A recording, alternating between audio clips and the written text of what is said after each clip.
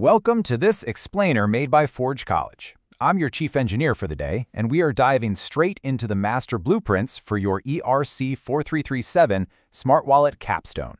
In the last module, we hammered out those integration tests, getting our bundlers and paymasters playing nice. But before we write a single line of production code for the actual capstone, we're taking a step back. We are building a socially recoverable, gas-abstracted smart wallet, and if we want it to survive mainnet, we need a bulletproof architectural plan. Here's our quick roadmap for this session. We'll cover the distributed service stack, wallet creation, sponsored transactions, social recovery, and finally, your acceptance checklist. Look, I totally get it. The developer urge to just crack open your IDE and start jamming out Solidity is incredibly strong, but we have to resist that. Because skipping the architecture phase, that's literally like building a spaceship by just taping a bunch of rockets together and crossing your fingers. We know our individual components work. Now we're deciding exactly how these actors interact and setting up rigid acceptance criteria so we don't have to tear it all down and rebuild it later. Starting off with Section 1, the distributed service stack. The absolute biggest mental shift here is that we have to stop thinking of the wallet as one giant monolithic smart contract. Instead, it's a distributed service stack. Think of it kind of like a microservices architecture. At the top, you've got the user-facing identity, the smart wallet itself. In the middle, you have your orchestration layer, which is your bundlers wrangling operations in paymasters checking sponsorship rules. And at the bottom, the bedrock, the blockchain and verifier contracts keeping the state locked down. If we look at the factory floor of this system, every machine has a specific job and an absolute invariant, a rule it cannot break.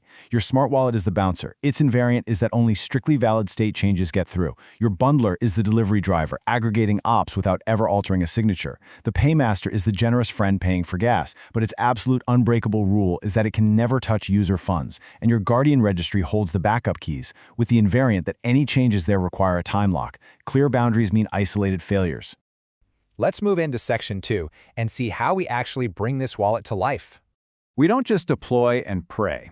First, we generate the owner's key pair. Then, a relayer triggers a create2 factory deployment. Why create2?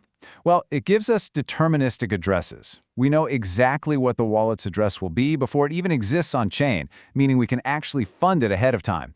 And crucially, in Step 3, we lock in our initial metadata, like the Guardian list, right at deployment. That shuts down those nasty front-running attacks where someone tries to hijack the initialization. Now here's a massive architectural question you have to answer before writing your deployment script. Do you put your guardians on-chain immediately? It's super secure, but it costs more gas up front. Or do you pre-register them off-chain? That makes wallet creation dirt cheap, but your off-chain registry has to be absolutely bulletproof. As the engineer, you've got to make that call based on your use case and commit to it now. All right, Section 3, Sponsored Transactions. This is the real magic trick of REC 4337. A user signs an operation, but they have 0 native gas tokens in their account. No problem. The bundler checks the op locally, then taps the paymaster and asks, "Hey, are you covering the gas for this?" If the paymaster's policy says yes, maybe because the user is interacting with a specific whitelisted app, the bundler wraps it up and pushes it on-chain. It's a completely seamless experience for the user. But we have to be paranoid here. What if a paymaster gets compromised? The failure mode of a hacked paymaster must never, ever result in drained funds from the smart wallet.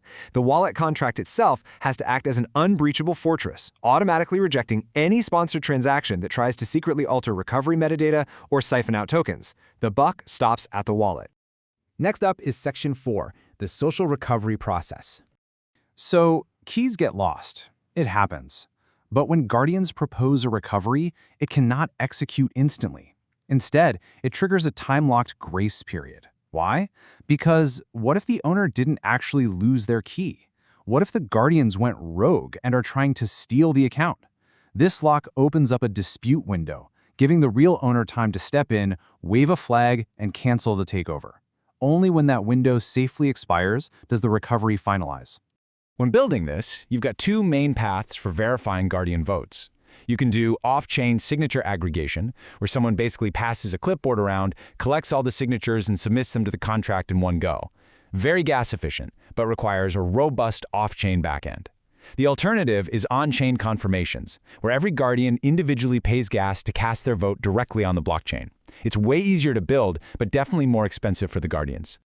Finally, Section 5. the acceptance checklist. To pass the design review, your architecture has to be translated into hard, testable artifacts. I'm talking full sequence diagrams for every user flow. We need the exact math on your quorum thresholds. Is it 2 out of 3, 3 out of 5?